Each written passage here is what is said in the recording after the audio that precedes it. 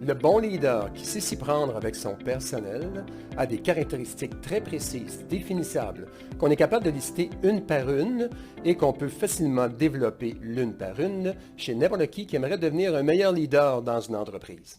Alors, ces caractéristiques sont les mêmes pour tous les leaders qui ont plaisir à faire leur fonction et qui réussissent.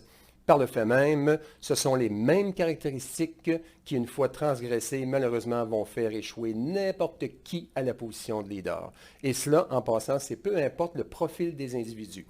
Ces caractéristiques sont les mêmes, peu importe le profil, peu importe la génération, peu importe qui on dirige. Et comme exemple, comme caractéristique, l'une de celles-ci est, pour le bon leader, son personnel est sa priorité. Alors, je le reprends, son personnel est sa première priorité avant tout. Pas les clients, on parle de son personnel.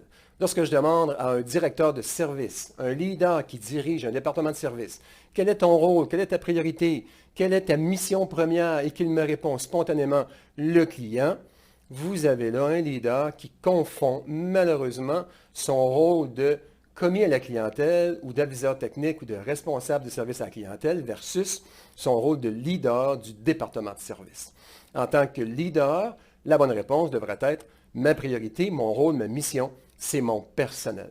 Bien sûr, vous avez le personnel qui s'occupe des clients, c'est important, mais vous avez en arrière-plan quelque chose qu'on ne voit pas toujours, c'est un leader qui prend soin du personnel, un leader qui forme le personnel. Un leader qui va rassembler le personnel, qui va le coacher, qui va l'entraîner, qui va s'assurer que les gens fassent bien leur travail dans le but de bien servir les clients.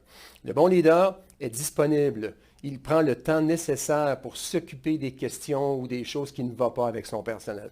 Le bon leader ne montre jamais de signe d'impatience. Le bon leader qui montre un signe d'impatience ou d'irritation physiquement ou verbalement lorsqu'un de ses membres du personnel cogne 3 fois à la porte durant la journée, vous avez là un leader qui est en train d'échouer à faire son rôle de leader, de gestionnaire, de cadre de son département.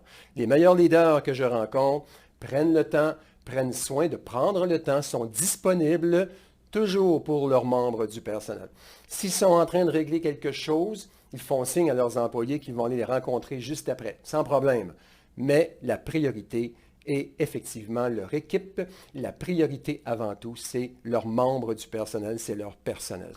Alors, il faut se le dire, avec une bonne organisation, c'est beaucoup plus simple de réussir à le faire parce que sans une bonne organisation dont le leader court un peu partout, éteint des feux, corrige des situations, répare des choses, des clients pas contents et ramasse en fait, et comme je dis toujours, joue aux pompiers, bien, vous avez là un leader qui va probablement être incapable de vraiment prendre soin de son personnel et de s'en occuper. Alors, avec une bonne structure de chapeau, avec une bonne organisation, cela devient beaucoup plus facile et possible à réaliser.